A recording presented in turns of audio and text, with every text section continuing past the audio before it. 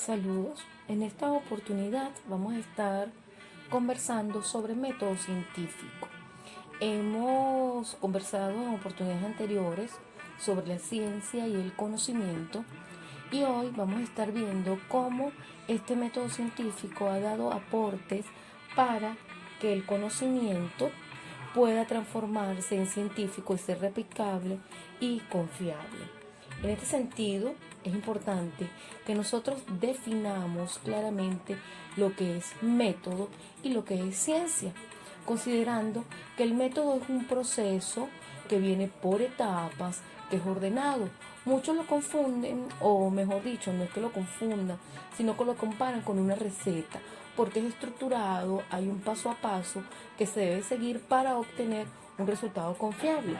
En el caso de la ciencia es todo aquel protocolo que se realiza para obtener un conocimiento, porque la ciencia precisamente lo que hace es buscar conocimiento. Entonces, sabiendo o recordando lo que es método y ciencia, vamos a ver cuáles son las propiedades generales de la ciencia. La ciencia como tal se encarga de buscar explicaciones satisfactorias de la realidad. Ojo con esto de satisfactorio. No es satisfactorio por un capricho personal, es satisfactorio porque viene argumentado en base a una ley, a una teoría y en base a una comprobación. Por eso es que la propiedad siguiente dice, utiliza leyes o principios generales, ¿ok? Que pueden ser aplicados para dar una explicación al hecho que estamos estudiando. Por lo tanto, tienen que ser probadas, comprobadas. ¿Existe consenso en la comunidad científica sobre la validez de las leyes o de los principios? Porque si yo la compruebo, yo lo hago a través de un procedimiento que me permite compilar una serie de resultados, de datos, que posteriormente yo voy a trabajar estadísticamente. Y a partir de ese criterio estadístico voy a obtener la información necesaria para la aceptación o el rechazo de la hipótesis. Esto lo vamos a ver en detalle acá en las etapas del método científico. Quiero y les recomiendo, mejor dicho, que busquen en las literaturas que yo les envié el correo, la de Fidias Aria, que explica de una manera muy sencilla y didáctica las etapas del método científico para que realicen un ejercicio que ya les voy a hablar de ello. Bien, le decía yo cuando hablábamos de las etapas del proceso de investigación como tal, y todo esto está hilado porque es dentro de una lógica, dentro de una coherencia. No es que por un lado va el método científico y por el otro lado va la investigación, por el otro lado va la ciencia. No, todo esto se compagina para complementarse y dar el resultado de lo que es el conocimiento. Por lo tanto, cuando nosotros tenemos ese método científico como una serie de procesos ordenados, que tiene un conjunto de pasos y de etapas que buscan garantizar la viabilidad, la validez de una investigación, tenemos y nos encontramos en este momento con que la primera etapa es el proceso de observación, porque la observación me pone en contacto con el entorno para yo detectar la situación, para ver y hacer ese contraste entre lo que es y lo que está sucediendo, entre lo que es teóricamente hablando y lo que está sucediendo en la realidad empíricamente. Una vez que yo observo, paso a formular el problema, que no es más que decir y explicar con argumento la situación que se está presentando porque no cumple con lo que establecen los teóricos, es esta. Paso a la siguiente etapa. Me planteo las posibles explicaciones, que son las hipótesis. Una hipótesis no es más que una explicación tentativa a un problema. Por eso es que las hipótesis se aceptan o se rechazan. Porque las hipótesis lo que buscan es comprobar un hecho que a mí me llame la atención estudiar. Pero para yo aceptarla o rechazarla a través de un estadístico tengo que recopilar una serie de pasos, una serie de datos, disculpe. Estos datos los recopilo yo dependiendo del evento que yo esté investigando.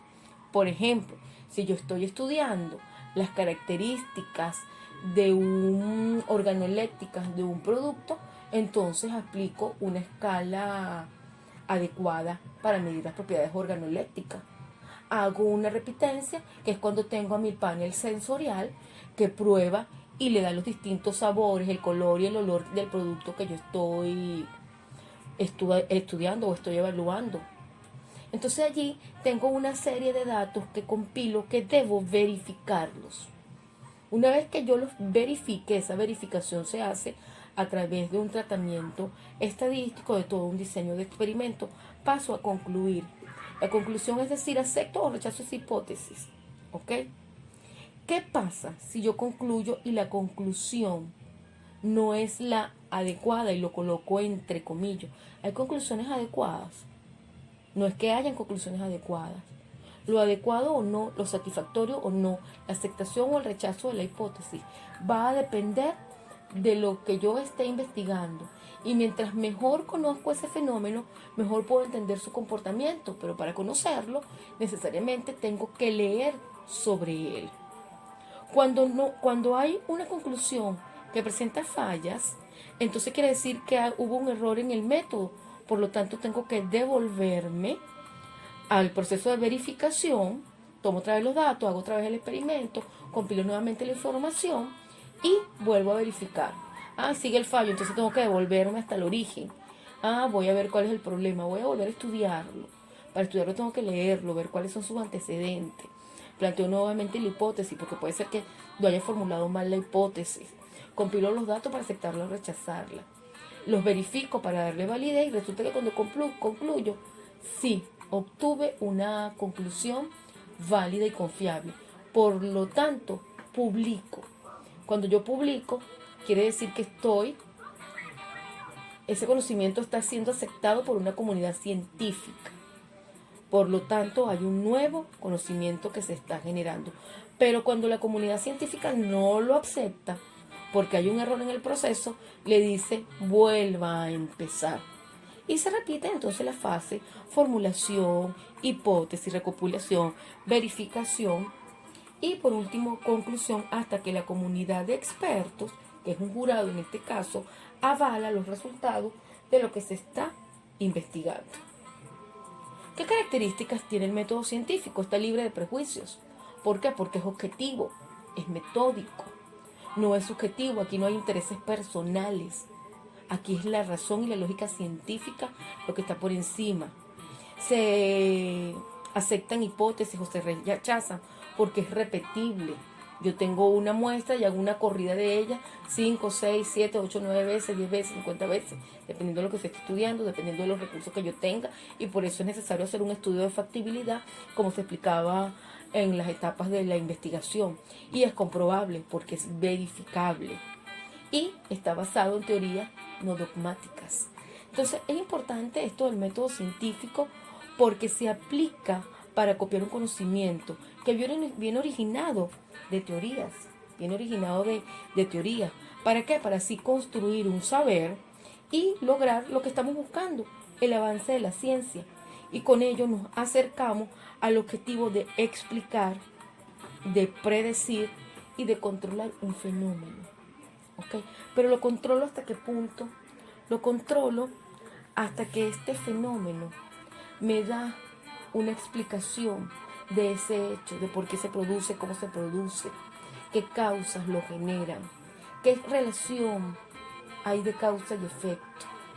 Entonces, mis queridos estudiantes, a partir de toda esta información que les he presentado acá en estas diapositivas, yo necesito que participen en un foro por acá, por el canal de YouTube, sobre 4 inquietudes que yo voy a dejar allí plasmadas. Les van a llegar vía correo electrónico con todas las pautas que vamos a seguir para que se haga una disertación acá y un intercambio de saberes bien interesante, como lo hemos venido haciendo en función a todo lo que es el método científico, que le brinda a la ciencia la oportunidad de generar y explicar conocimientos de una manera confiable para que pueda extrapolarse la información y al final dar un conocimiento que propicie en la ciencia una evolución que sea evidenciada